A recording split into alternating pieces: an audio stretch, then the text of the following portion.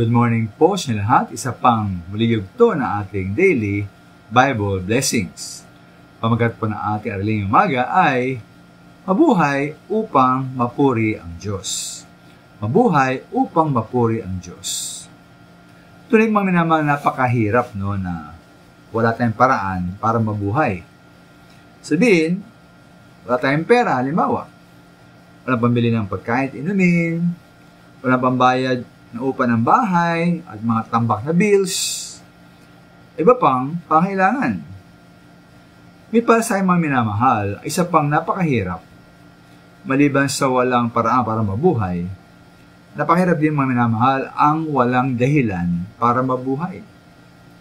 Halimbawa, para kang isang manakbo na, kaya mong tumakbo, wait, saan ka ba patungo?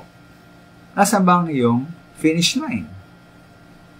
Kaya mga po sabi po ukol dito ni Apostol Pablo sa Efeso 1:11-12, sabi niya roon, dahil kay Kristo tayo rin ay naging pag-aari ng Diyos, na siyang nagsagawa ng lahat ng bagay ayon sa layunin ng kanyang kalooban. Tayong mga unang umasa sa kanya ay pinili niya upang parangalan ang kanyang kaluwalhatian. Kung naman minamahal, tayo po ay magtiwala na ang Diyos ay aktibong, nagkasagawa at kumikilos sa ating buhay upang matupad ang kanyang kalooban. Ikalawa po, mamuhay tayo bilang mga pinili ng Diyos upang parangalan ang kanyang kaluwalhatian. Mamuhay tayo upang mapurit malahati ang ating Diyos sa ating buhay.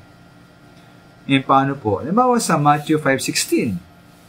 Sabi roon, ganyan naman, dapat nyong paliwanagin ang inyong ilaw sa harap ng mga tao upang maganda nila ang inyong mabuting gawa at papurihan ang inyong Ama na nasa langit. Simangal tayo po yung magbigay ng kapurihan sa Panginoon, papuri sa Kanya sa magitan ng ating mabuting gawa. Nawang mapuri ang Panginoon, ating Diyos sa langit, sa may ng ating mabuting gawa. Kaya minahal tayo po ay tumulong at magbigay sa mga nangailangan. Tayo mag-encourage sa mga taong nanghihina. Tayo magbahagi po ng ebanghelyo sa mga hindi pa nakatiyak ng langit. Tayo po manalangin, umawit, at sumamba sa Diyos.